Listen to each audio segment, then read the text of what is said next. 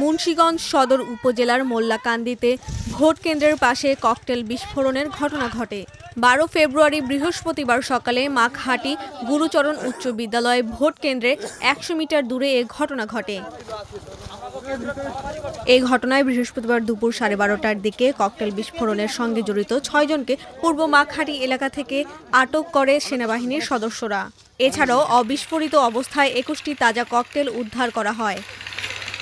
19 বীর মাওয়া সেনানিবাসের অধিনায়ক lieutenant colonel Akib Javed জানান, সকাল 10টার দিকে মাখহাটি গুরুচরণ উচ্চ বিদ্যালয় ভোট কেন্দ্রের বাইরে ককটেল বিস্ফোরণের পর সেনাবাহিনীর টহল টিম এলাকায় নজরদারি বৃদ্ধি করে।